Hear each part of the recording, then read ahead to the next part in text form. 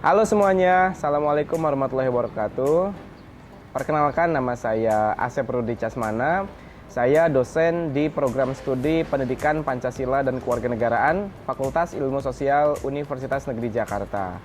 Salah satu mata kuliah yang saya ampu adalah evaluasi pembelajaran PPKN. Nah, saya akan mencoba untuk dapat memperkenalkan tentang mata kuliah ini. Kira-kira selama satu semester ke depan, apa yang akan kita pelajari dan kita kaji. Begitu.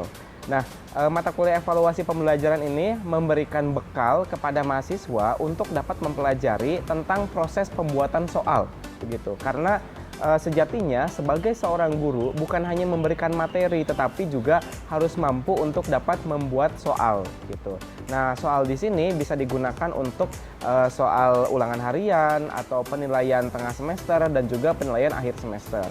Nah, namun selama satu semester di sini kita akan coba membedah tentang pertama, kita akan membedakan antara konsep dasar dari evaluasi, kemudian tes, kemudian penilaian dan juga pengukuran seperti itu.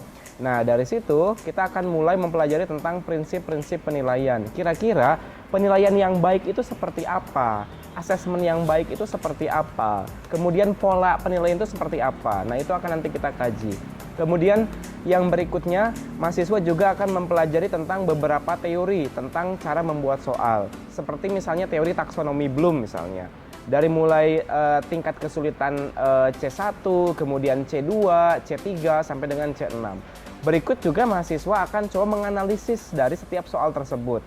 Nah, setelah memahami teorinya, mahasiswa akan mencoba untuk dapat membuat soal, baik dalam soal bentuk objektif maupun soal dalam bentuk subjektif, seperti itu. Misal, sebagai suatu contoh gitu ya, mahasiswa membuat soal pilihan ganda. Nah, setelah nanti mahasiswa membuat soal tersebut, itu nanti akan coba kita ujikan kepada para siswa di sekolah. Nah, jadi di pertengahan semester nanti mahasiswa akan coba untuk dapat setelah membuat soal, kemudian diujikan kepada para siswa di sekolah, dan dari situ juga nanti kita akan peroleh data tentang jawaban dari para siswa tersebut, gitu.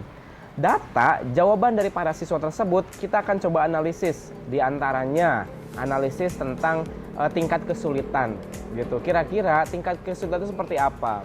Lalu berikutnya daya pembeda begitunya. Kemudian berikutnya adalah tentang daya pengecoh gitu. Karena dalam hal dalam hal soal yang baik, khususnya dalam pilihan ganda, itu mahasiswa perlu mengetahui tentang daya pengecoh gitu ya. Nah, daya pengecoh harus diketahui juga.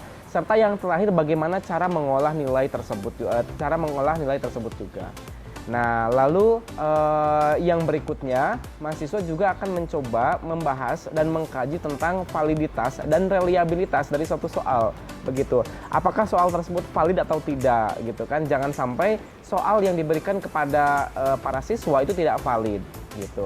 Lalu setelah uji validitas dan reliabilitas, itu juga akan mengkaji dan mempelajari tentang bagaimana teknik untuk dapat mengolah hasil pembelajaran tersebut.